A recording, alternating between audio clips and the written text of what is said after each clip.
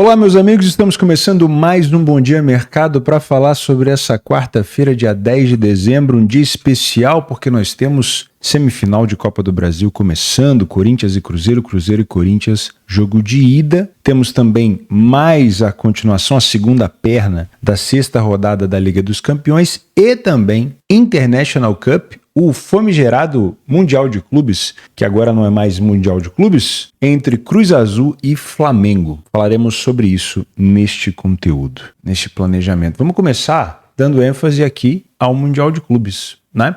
Na minha fornecedora de dados ainda aqui no PDF de apoio, que eu estou cogitando já mudar, ele ainda não inseriu esse jogo, tá? E a gente vai falar utilizando, obviamente, aqui o radar, mas sem usar estatística, até porque não tem, obviamente, estatística de enfrentamento das duas. Tá falando de um time mexicano e de um time brasileiro. Mas temos aqui a cotação. 1,60 Flamengo contra Cruz Azul 5,25. Esse, se eu não me engano, já vale um título, né? O Derby das Américas. Acho que é isso que se chama. E a gente vai ver um pouquinho como vinha ou como vem o Cruz Azul na sua campanha. Lembrando que o Cruz Azul faz a sua estreia na competição e quem passar, o Flamengo também, quem passar enfrenta o Pirâmides, que já jogou 2 jogos. O Pirâmides jogou contra o Auckland City e também contra o Al-Ahly. E agora, quem passar pega o Pirâmides e depois enfrenta o PSG na final, o PSG atual campeão da Liga dos Campeões. Vamos dar uma olhada no desempenho ou no que vem desenvolvendo a equipe do Cruz Azul no México. Até o momento, no Apertura, o Cruz Azul está na 3ª colocação, teve uma derrota recente aqui contra a equipe do Pumas, mas é um time que vem numa situação bacana. Na Championship Cup, o Cruz Azul não classificou no grupo 6, e, que mais? Na clausura do ano passado, o Cruz Azul também ficou na 3ª colocação. Será que a Apertura já acabou? Acho que a Apertura já acabou, né? Tô achando que já. São 17 jogos. Deixa eu ver aqui, ó. Ano passado, 17. Então esse jogo já acabou. Esse campeonato já acabou. O Clausura de 25-26, ele deve começar... Deixa eu ver se já tem aqui, ó. Não tem data para o Cruz Azul jogar o Clausura, mas a gente consegue ver aqui mediante as datas passadas, ó. Aqui, ó. Ele jogou o Clausura começando em fevereiro. Tá aqui, ó. Começando em janeiro. Deixa eu ver se a gente consegue pegar mais coisa. Começou em janeiro do ano passado, desse ano, né, no caso. Começou no dia 12 de janeiro, 1, 2, 3, 4, 5, 6, 7, 8, aí aqui 9, 10, 11, e é bem rápido, 12, 13, 14, e aí 15, 16, 17, fechou, né? Aí teve aqui provavelmente os playoffs do Clausura, julgo eu que deve ser isso, exatamente, ó, playoffs, aí tem ali semifinal, final, o Cruz Azul saiu na semifinal para o América, é isso mesmo, tá? Então, no Clausura, o Cruz Azul ficou aqui na semifinal, esse é Clausura de 2025, que foi disputado no início desse ano, e o Apertura, que também deve ter tido aqui alguma final, o Cruz Azul ficou pelo caminho. Deixa eu ver quem passou aqui. Aqui eu tô achando que o Tigre passou. Exatamente, esse jogo aconteceu, no caso, no dia 7, que foi ontem. Eu tô gravando esse vídeo no sábado, então o Cruz Azul ficou pelo caminho contra o Tigre, tá? Pelo que eu tô vendo aqui, imagino pela comemoração, a volta. Aí é só a gente ver o jogo de ida aqui. O jogo de ida foi 2-2, o jogo de ida foi 1-1 e o jogo da volta foi 2-2. Pela imagenzinha aqui de comemoração do Tigre, acredito que o Tigre tenha passado. A gente consegue ver aqui, ó. Dia 11 de dezembro, Tigre e Toluca fazem aqui uma partida. Isso quer dizer, então, que a equipe do Cruz Azul, pelo visto, foi derrotada, tá? É isso mesmo. Então passou, acho eu, né? Que passou o Tigre. Exatamente, ó, a final vai ser Tigre e Toluca. Ida e volta. Portanto, caiu no Clausura, caiu no Apertura e vai disputar no ano que vem, em janeiro, provavelmente ali dia 12, dia 15, o início do Clausura da temporada 25-26. Fechou? Flamengo campeão da Libertadores da América, campeão do Campeonato Brasileiro, se não me engano também campeão carioca, né? O Flamengo ganhou bastante título esse ano. E aqui, ó, não sei se chegou a ganhar a Supercopa, não, né? Porque o Flamengo não foi campeão nem da Libertadores, nem do Brasileirão. Não, foi sim. A Supercopa foi... a Copa do Brasil, obviamente. Ok. Então o Flamengo disputou o título contra o Botafogo, ganhou a Supercopa do Brasil, ganhou também o Campeonato Carioca, ganhou a Libertadores e disputou o Super Mundial de Clubes da FIFA, foi, se eu não me engano, derrotado pelo Bayern nas quartas de final, acredito eu. Tô tentando lembrar se foi nas quartas, acredito que sim. E foi isso, tá? Então, é uma diferença muito grande de elenco, mas saiu bastante mídia, né, na imprensa mexicana falando sobre a quantidade de jogos disputados pelo Flamengo e pela equipe do Cruz Azul. Quantidade de jogos Cruz Azul e Flamengo. Tinha um índice de que o Cruz Azul tinha jogado em torno de 55 partidas, acredito eu, e o Flamengo tinha jogado em torno de 50 e poucas e de 70 e poucas partidas. Eu estava tentando ver aqui, ó, exatamente, ó. TV do México vê uma vantagem abismal para o Cruz Azul. Ó, o Flamengo vai chegar a 76 partidas, né? E o Cruz Azul com 54, tá? Então você tem ali uma distância gigantesca, né? São mais ou menos 20 partidas a mais. Então isso conta, obviamente. O Flamengo viajou mais cedo, deu folga, entre aspas, para o Brasileirão, colocou o Sub-20 empatou bem com o Mirassol. Eu acredito, sinceramente, que é muito difícil a gente precificar esse jogo. Eu me lembro... Eu tô aqui conversando com vocês porque, de fato, é um jogo difícil de se analisar, tá? Eu não vou ficar aqui analisando estatística, porque o nível de enfrentamento do México e do Brasil são níveis diferentes. Eu me lembro do Flamengo estreando no Intercontinental em 2019, né? Final de 2019, não sei se... Acho que chegou a ser final de 2019. Jogando contra o Al Ahly da Arábia Saudita. E o Flamengo começou com uma cotação de 1,45. Tinha até a gravação desse mercado, não sei onde foi parar. E o Flamengo tomou um baile no início. Cotação do Flamengo subindo adoidado, o Flamengo tomou um gol e depois é que ele foi se assentar, depois que ele foi virar ainda o Flamengo na época de Jorge Jesus. Então não costuma ser um jogo fácil, né? Principalmente agora que mudou, né? Agora tem um novo molde. Você tem 2 jogos para disputar. Antes o brasileiro, se eu não me engano, disputava semifinal e final. Agora você tem esse jogo, depois uma semifinal e depois uma final. Então se torna assim mais difícil. Não costuma ser o time do Cruz Azul, mas geralmente um time mexicano, né? O Tigres, por exemplo, chegou a eliminar o Palmeiras recentemente. O Pachuca, se eu não me engano, eliminou o Botafogo. Posso estar fazendo confusão, mas eu acho que foi por aí, tá? Eu tô com o nome do Pachuca na cabeça, mas eu não sei se foi o Pachuca que eliminou o Botafogo no Mundial ou se foi outro time. Mas enfim, é uma escola de futebol chata que participava da Libertadores até recentemente atrás. Então, sinceramente, é muito difícil pra gente precificar. Se fosse um jogo de meio de temporada, Flamengo ali fazendo a mesma quantidade de jogos, eu acho que essa cotação do Flamengo talvez seria até mais baixa pelo entrosamento, né? Mas o fato de ser no final do campeonato, pro Flamengo, é desgastante por tudo que o Flamengo enfrentou, assim como foi pro Palmeiras, assim como foi pro Botafogo. Então, é muito difícil, tá? Fora o fato do Super Mundial já ter rolado também esse ano. Então, eu vejo o favoritismo do Flamengo, mas eu sou meio cético. Que é muito fácil aqui de você encontrar um momento onde o Flamengo não está bem no jogo. E se esse momento for no começo, claro, a gente vai ter uma correção de preço. Então, traga todo o seu viés e coloca num pote, numa caixinha, e espera a confirmação. Porque você provavelmente não acompanha o Cruz Azul o tempo todo, você provavelmente não faz um confronto do time mexicano o tempo todo, né? Tem algumas pessoas especializadas na Liga Mexicana, mas não é todo mundo. Então, e outra, é muito difícil mensurar o nível de enfrentamento, porque o resultado final nem sempre conta a história do jogo. Por exemplo, o jogo do Flamengo contra o Al Ahly, se eu não me engano, foi 2 ou 3-1 para o Flamengo. Mas isso não contou a história do jogo. Foi um segundo tempo muito bom do Flamengo, teve gol do Arrascaeta, teve gol do Bruno Henrique, mas foi um primeiro tempo muito pobre do Flamengo, de muita surpresa do Al Ahly, que jogou muito bem. Então, para mim, eu acredito que não foi o Al Ahly, foi o Al Hilal. Tô com o Al Ahly na cabeça, mas foi o Al Hilal, tá? Foi o Al Hilal que depois foi treinado pelo próprio Jorge Jesus. Eu falei Al Ahly, mas tô com o Al Ahly por conta do Al Ahly ter disputado aqui a partida com o Pirâmides e também o outro Al Ahly jogar no Campeonato da Arábia Saudita, mas o Al Hilal. Você que já me corrigiu aí, pode deixar o seu xingamento, não tem problema, é bom que serve como engajamento.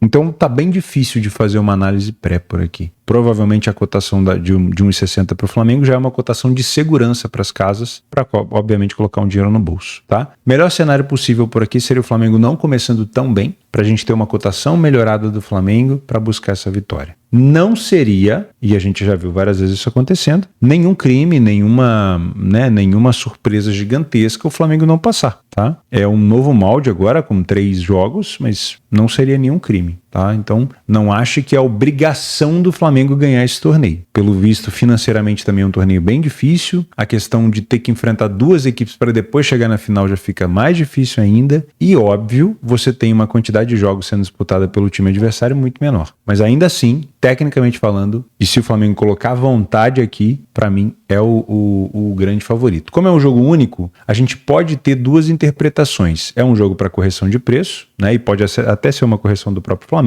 e pode ser um jogo também interessante para você buscar uma condicional de gols, independente de quem esteja na frente, desde que você tenha de fato a equipe na frente buscando o contra-ataque. Afinal de contas, é jogo único, ninguém quer ficar de fora de uma semifinal, né? Se passar nesse jogo vai ser a semifinal, e a gente pode ter aqui um jogo de fato bem marcante para espaços, tá? Não acredito num jogo fácil para o Flamengo, então para mim é um confronto de nível difícil, certo? Para mim é um confronto de nível difícil, até que se prove o contrário. Eu só vou me posicionar aqui se o Flamengo dominar o jogo. O que eu acho, para quem acompanha o Flamengo do Felipe Luiz, sabe que não necessariamente o Flamengo é um time que fica propondo todo o jogo. Ele, em alguns momentos, ele dá um passo atrás, ele chama o adversário para cima. Se tiver muito compactado, muito difícil, ele pode dar uma recuada. O Rossi pode entrar aqui como peça principal. Se eu não me engano, pode ser que o Pedro já jogue no Flamengo nesse jogo, eu não tenho certeza, só uma hipótese, mas se isso acontecer, seria muito bom, porque o Pedro acaba sendo um jogador que faz um pivô muito grande, né? Então acaba sendo uma arma para o Rossi utilizar, porque o Pedro tem um trato com a bola quando recebe ela muito diferente, por exemplo, do Bruno Henrique. O Bruno Henrique é um cara muito mais voltado para a velocidade. Perfeito? Então é isso. De estatística, a gente não vai mencionar nada porque é um confronto completamente fora da nossa alçada de confrontos normais. Tá? Vamos falar então de Liga dos Campeões. 2 jogos às 2h45. O Qarabağ contra o Ajax coloca frente a frente aqui uma equipe que está numa situação relativamente tranquila, já que imagino eu que o Qarabağ tenha como objetivo se classificar entre os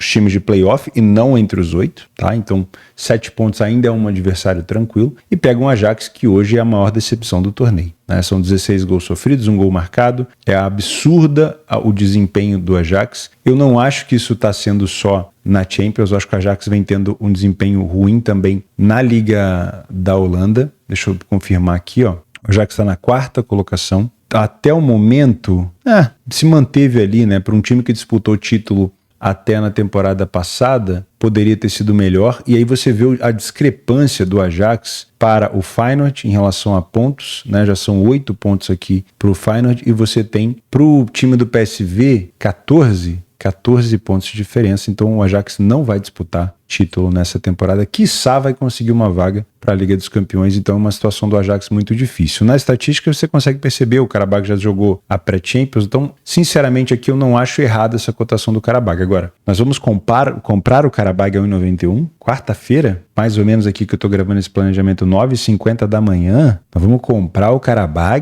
contra o Ajax? Não vamos, né? Porque o Ajax tem muito mais tradição na Champions do que o Qarabağ. A gente sabe que o Ajax pode acabar complicando a vida do Qarabağ em algum momento, então eu não vou nem discutir com você aqui essa hipótese de operar a favor do Qarabağ. Mas tem tudo para ser um jogo de pirotecnia, porque o Ajax não tem mais escolha nenhuma a não ser partir para cima. O Ajax tem uma média de gols sofridos de 3,20 em todos os jogos que disputou na Champions até agora, e você tem um Qarabağ que é um exímio contra-atacante. Dá pra falar assim? Um exímio time de contra-ataque. Então, pra mim, só o fato desse jogo existir, ele já fede a gol, tá? Mas se você quiser colocar como um jogo desempatado ou o favorito vencendo, pode ser um bom cenário pra ficar de olho por aqui. Não acho que seja um jogo estéril pra um lado só. Acho que é um bom jogo pra pensar em ambas marcas. O outro jogo às 2h45 é Vila Real e Copenhague. Gosto demais do Vila Real, sou fã do futebol do Vila Real. Mas 1h45 em Liga dos Campeões para um time que ainda não venceu, acho puxado. Por mais que eu acredite que o Vila Real tenha muito mais time que o Copenhague, né? O Copenhague venceu agora recentemente o Kairat, podendo quase ter passado um susto, né? Chegou a estar vencendo por uma margem maior e tomou bola na trave no final. Mas ainda assim, só compraria esse Vila Real dentro de casa mediante confirmação visual. Lembre-se que esse é o mesmo Vila Real que foi enfrentar o Paphos com essa cotação e perdeu o jogo, certo? Então, mas para mim um confronto intermediário, porque o Copenhague pode sim ter um comportamento mais fechado, não é indicado, tá? Porque na 29ª colocação, um ponto aqui não vai fazer muita diferença para o Copenhague. Então, talvez ele passe a ser um pouco mais agressivo. E a gente pode, talvez, em vez de pensar aqui no mercado de resultados, colocar o seguinte: eu vou trabalhar gols se o jogo estiver desempatado, ou eu vou trabalhar gols no 0-0 se eu tiver uma leitura, ou eu vou trabalhar gols com uma margem de 2 gols. A questão aqui é, provavelmente o mercado de gols deve ser mais indicado, tá? O que pode travar esse jogo é, como o Vila Real ainda não venceu nenhum jogo, se ele fizer 1-0, pode ser que ele relaxe. Eu prefiro um jogo de 2-0 Copenhaga ou 2-0 Vila Real para tornar essa pitada de desespero mais saborosa, tá? Mas não pegaria uma estabilidade do preço do senhor Vila Real, que por mais que eu seja fã, não me convenceu ainda, tá? Agora vamos para os 7 jogos das 5 horas, vamos tirar da frente primeiro os jogos que não são assim tão atrativos. É até difícil, né? Porque temos uma safra legal aqui de jogos às 17 horas. Vamos começar com... que difícil, cara. Que difícil. Vamos começar com Juventus e Paphos. Uma cotação de 1,17 da Juve para cima de um Paphos que já provou que sabe se defender, que perdeu apenas uma partida na Champions até agora. É mole? É mole? E que tem a mesma quantidade de pontos da Juventus. Tá com essa corda toda o time da Juve? Olha, eu vou dizer para você, muito provavelmente pela característica que eu vi do Paphos, um bom time, um regular time de contra-ataque, um bom time defensivo, eu vejo a possibilidade aqui de uma Juventus estabilizando o preço, tendo um adversário de nível acessível, com todo respeito ao Paphos. Acredito que o nível de enfrentamento para a Juve é acessível, mas existe a possibilidade sim da Juventus ter dificuldade de abrir o placar, tá? Por isso eu venho para buscar essa estabilidade e para conferir se a Juventus está entregando o que é esperado dela. Paphos, na maioria das vezes muito controlado, né? O Davi Luiz ali liderando a zaga, se for jogar, não sei se tá suspenso ou não, acredito que não. Então, até que você tenha um Paphos atrás do placar e talvez até mesmo perdendo para uma vantagem maior, eu não olharia para gols por aqui. A Juventus só venceu um jogo na competição, que foi o último jogo contra o Bodo Glimt, e foi uma pirotecnia danada, tá? Então, eu vou deixar esse jogo como um nível acessível por respeito ao elenco da Juve, mas eu não entraria na Juventus a qualquer preço, tá? Uma equipe que venceu só um jogo é uma equipe que merece desconfiança e não confiança, tá bom? Próximo jogo, às 5 horas, eu colocaria aqui o Leverkusen contra o Newcastle, que é um jogo de correção de preço. Não tem muito o que inventar. O Newcastle fez algumas boas partidas recentemente, vencendo o City, vencendo o Everton, vencendo o Burnley e perdeu para o Marselha na Champions. O Newcastle, nesse momento, está na zona de proximidade muito grande com os 8 primeiros, né? O Leverkusen também, um ponto de diferença para cada um, pode cair para qualquer lado. O mercado pesa sempre os times ingleses nas competições da UEFA, isso vai acontecer com toda a competição, com todo o time inglês, seja ele badalado ou não. O Leverkusen vem muito com moral depois de uma eliminação, né, tendo eliminado o Dortmund na DFB Pokal e depois de ter vencido o City no Etihad por 2-0. Embora tenha perdido para o Augsburg e para o próprio Dortmund na Bundesliga, eu acredito que o time do Newcastle vai ter um nível de enfrentamento chato aqui. Não chega a ser favorito, então eu só vou deixar esse jogo como uma correção de preço mesmo, tá? Tô pegando aqui o desempenho do Leverkusen, uma equipe que venceu 2 partidas no geral, dentro de casa ainda não venceu. O Newcastle já venceu fora, se não me engano, venceu o União Saint-Gilloise fora de casa, tá?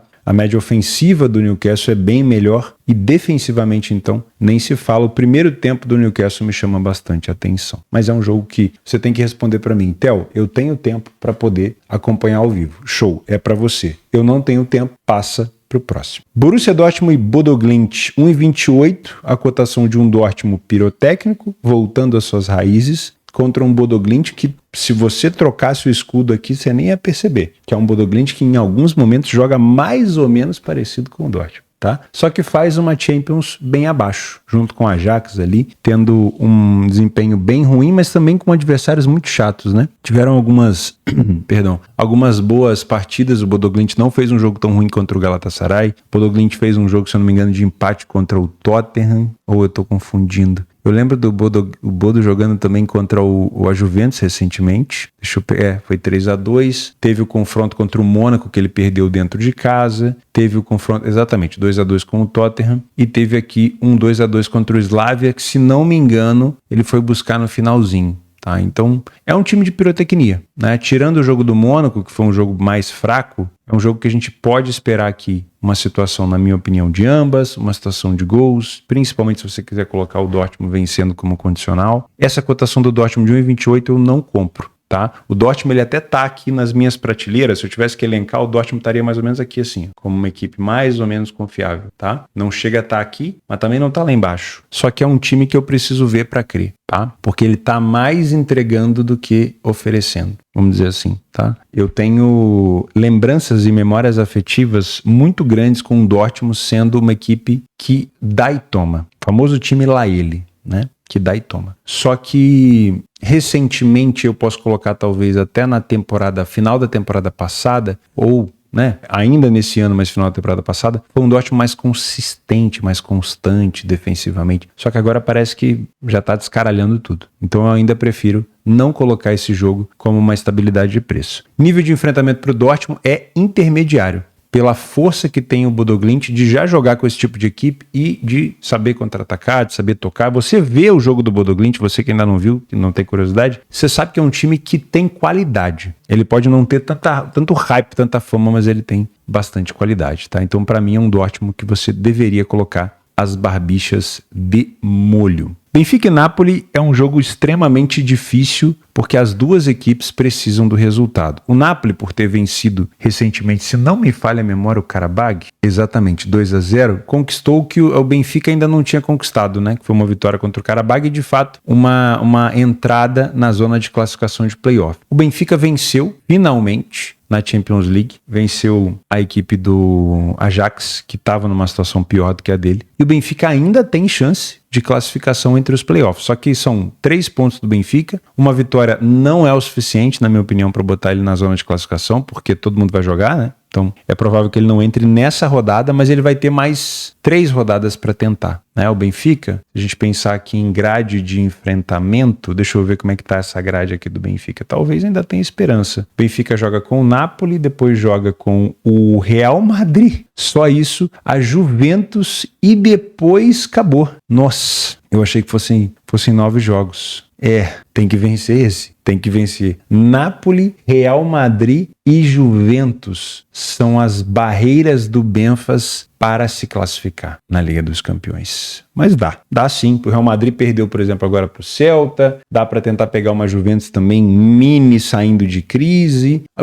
Assim, é difícil imaginar o Benfica entregando isso, sendo que o Benfica me perde para o Karabag dentro de casa depois de abrir 2-0. Mas também não é impossível, né? Só que tem que fazer a parte dele contra o Napoli. Se não fizer, já vai chegar praticamente impossibilitado. O Napoli, pensando em classificação, o empate ainda é ruim, tá? Então o Napoli provavelmente vai jogar. Vai ser um jogo mais de trocação. Se o Benfica, eu não vou marcar aqui que o Benfica é favorito, porque eu acho que essa cotação do Benfica ainda vai subir um pouquinho, tá? Então é um jogo para você assistir ao vivo. Theo, não tenho tempo. Próximo. Não olha, não perde tempo, fecha a stream, mata a sua curiosidade depois, assiste os melhores momentos no YouTube. Não fica deixando isso aqui influenciar a sua tomada de decisão, tá? Benfica veio de péssimos jogos até conquistar a sua primeira vitória. O Napoli até teve algumas derrotas, mas teve aquele cartão vermelho contra o City, que prejudicou um pouco, e o Napoli é uma equipe que abre o placar com alguma frequência. Fechou? Não dá para comprar nenhuma posição pré-jogo por aqui. E tem um cheiro de jogo de 6 pontos, que pode deixar esse jogo mais amarrado num cenário onde só temos um gol ali, talvez, de discrepância. Quer pensar em gols? Coloca o desespero na margem de gols, tá? Bilbao e PSG, o atual campeão da competição, com uma cotação de 1,60 contra o Bilbao. O Bilbao, nesse momento, fora da zona de classificação. O Bilbao também venceu recentemente o Karabag, perdeu para o Dortmund, perdeu para o Newcastle. É uma equipe que,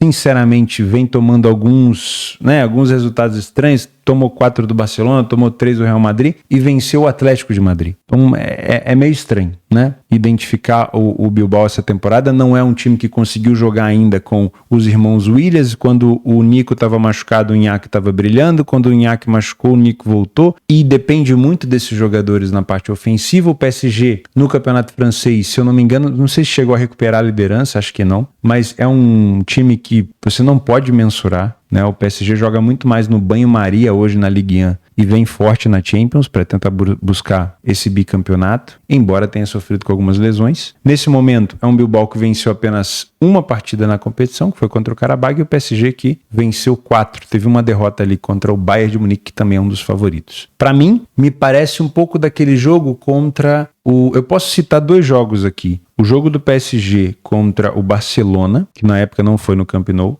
onde o PSG vinha muito desfalcado e ainda assim ganhou, não é o caso hoje. E também posso citar o jogo do Bilbao contra o Arsenal dentro de casa, onde ele fez um jogo compactado, defensivo, um jogo bom, em alguns momentos saiu para criar perigo, mas se fechou bem e acabou tendo um azar com o gol do Martinelli, né, num contra-ataque, num passe em profundidade, que a defesa estava muito alta, e o Atlético Bilbao acabou tomando esse gol. Se não fosse aquilo, acho que o jogo encaminharia para o 0-0. Tá? Se tratando do PSG de um time mais dominante com a posse, eu não duvido que a gente possa ter aqui um jogo para um lei a pior equipe em campo ao Bilbao, desde que o Bilbao não crie tanto perigo ofensivo. Pensando em classificação, um empate para o Bilbao é péssimo, tá? Ele vai ficando cada vez mais longe de uma classificação, então ele vai ter que dar um jeito de tentar vencer aqui o atual campeão, tá? Para mim, Bilbao na frente é um jogo under, 0-0 acaba sendo um jogo under, é óbvio. PSG na frente já começa a deixar esse jogo com um lastro muito grande para gols, tá? Então uma condicional aqui do favorito vencendo me agrada muito. Para o PSG, esse é um adversário intermediário porque ele pode se fechar. É benefício, é benéfico para o Bilbao se fechar? Não. Mas isso não quer dizer que ele precise fechar o jogo inteiro. Pode ser que ele se compacte, que ele segure o PSG e ele tente ali numa espetada, numa bola parada ganhar o jogo. Isso não quer dizer que para ele jogar de maneira reativa ou para ele jogar por uma bola, ele precisa sair da sua parte defensiva. Ele pode conquistar, né, ganhar esse espaço no campo, ganhar jarda, ganhar território em algumas situações só. E não necessariamente o jogo inteiro, por isso eu acredito que ele pode complicar um pouco a vida do PSG se ele comprar esse jogo defensivo. Se você encontrar aqui talvez um jogo de trocação, aí é o famoso tá procurando e vai acabar achando, tá? Porque o PSG ele tem até sofrido gol com alguma frequência, somente em 20% dos jogos ele não sofreu, mas ele também é uma equipe que marcou em todos os jogos. Pra você ter uma ideia, o PSG fez 3,8 de média e tem 5,4 de média total de gols. Então, se você quer pensar em gols aqui, eu não te critico, mas eu colocaria uma margem do favorito vencendo. E, sinceramente, com essa cotação do PSG, eu tenho até minhas dúvidas se ele não entrega valor, tá? O PSG jogando com essas odds, não.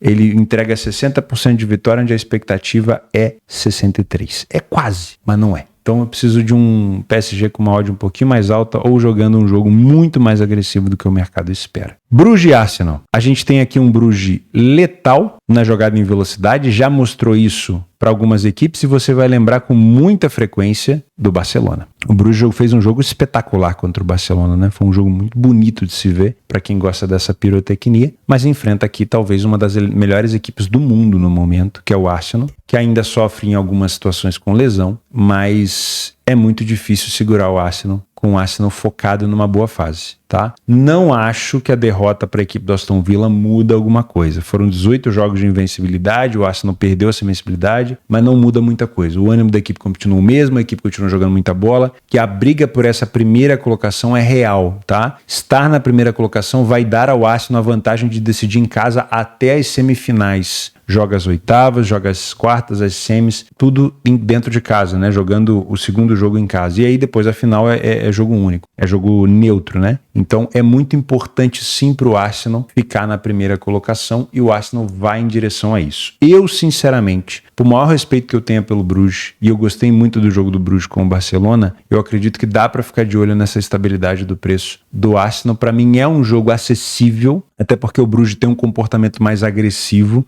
O Bruges teve uma queda de desempenho, né, depois que começou a ser para valer mesmo, porque a equipe do Bruges fez uma boa pré-Champions e agora começou a ter uma queda, e o Arsenal venceu 100% dos jogos, inclusive fora de casa contra equipes chatas, né? O Arsenal pegou, se não me engano, em casa o Bayern de Munique, mas fora de casa ele já pegou o Slavia, ele pegou a equipe...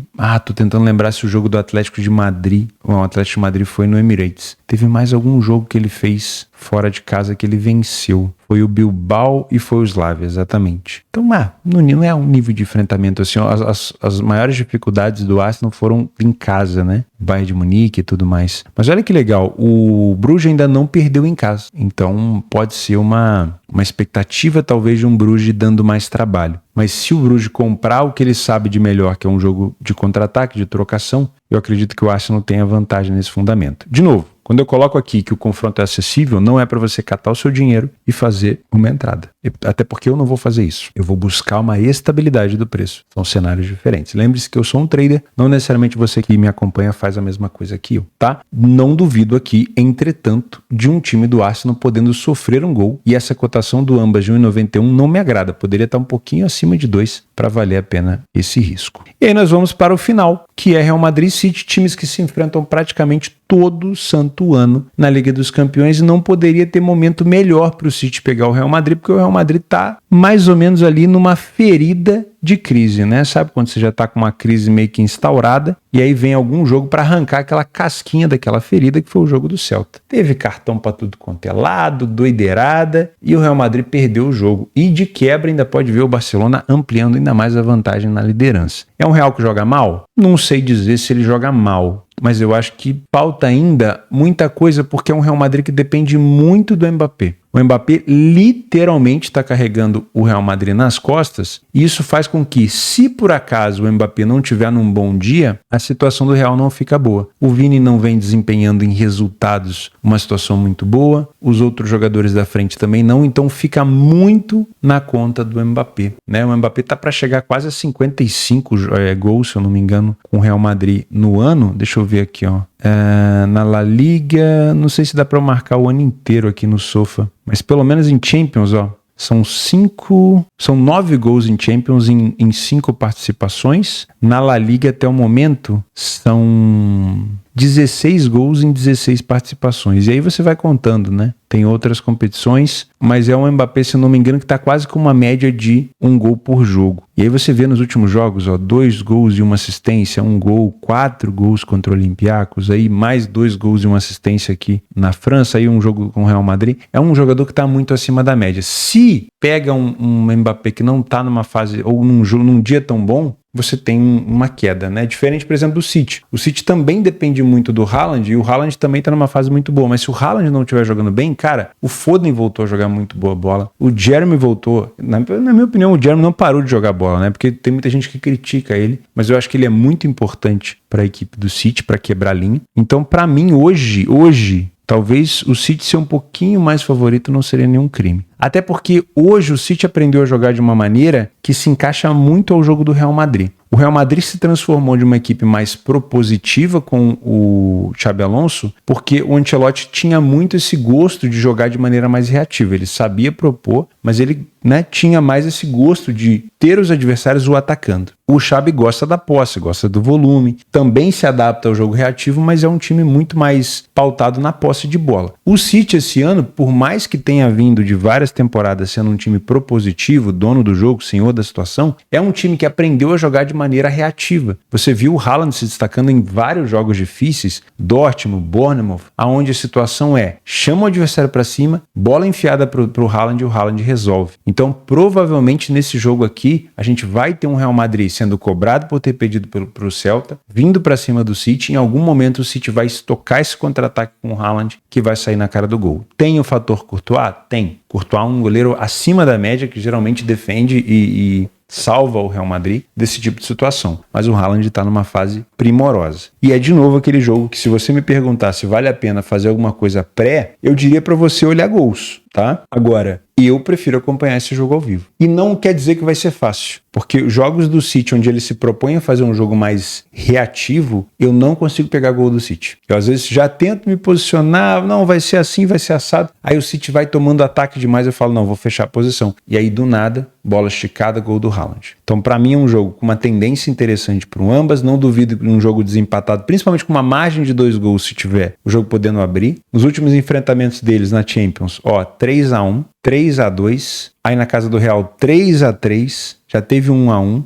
É frequente o ambas, nos últimos 10 jogos, 9 situações de ambas marcam. Na casa do Real Madrid, se você filtrar, ó, aqui 1, 2, 3, 4 das últimas 4 vezes, o Real Madrid recebeu o City, tomou gol em casa. Então um jogo muito do parelho. É um jogo para correção de preço, não tem favoritismo, e talvez seja um jogo que vai tirar um pouco dos atores principais de cena, porque provavelmente Mbappé e e Haaland vão participar, né, de maneira efetiva, talvez, dos gols da equipe, mas talvez quem defina esse jogo sejam os coadjuvantes. Será que hoje o quadro de coadjuvantes do City está melhor do que o do Real Madrid? Eu acredito que sim, mas eu preciso ver para crer, né? Sinceramente. O Real dentro de casa, eu já vi jogo do Real Madrid em casa onde ele precisou virar, principalmente contra o Marselha, por desatenção na saída. Pelo fato dele ter perdido o jogo contra o Celta, eu acho que vai rolar aquela chamada, famosa comida de rabo no intervalo ou, óbvio, nos treinamentos, e o Real Madrid deve entrar um pouco mais ligado por aqui. Eu, sinceramente, não gostei do que eu vi do City fora de casa ainda na competição,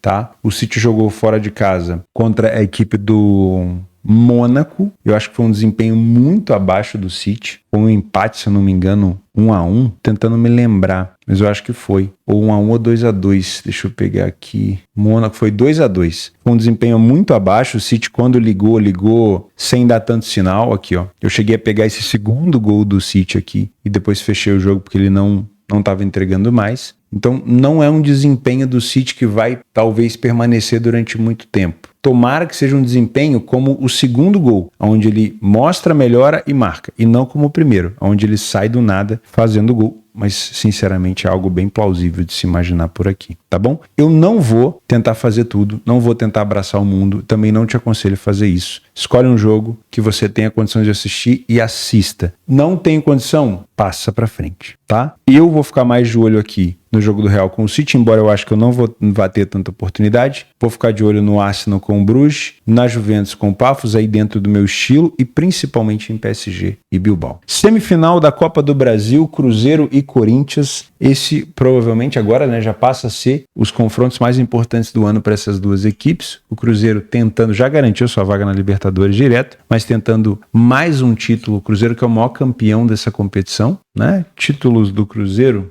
maiores campeões da Copa do Brasil. Deixa eu ver como é que tá esse ranking aqui, ó. Cruzeiro com 6 títulos, Flamengo com 5, Grêmio com 5, Palmeiras 4, Corinthians 3. Então, temos aqui um Cruzeiro buscando mais um título. Cruzeiro que nesse quesito é rei de copas, né? Como a torcida gosta de chamar. O Corinthians fez um campeonato brasileiro para se esquecer, em alguns lampejos até deixou uma boa impressão, mas não foi uma competição para se orgulhar. O Cruzeiro, sim, se tivesse, não vou dizer que se tivesse mais rodadas, esse papinho de jornalista esportivo, se tivesse mais rodada ia ser campeão.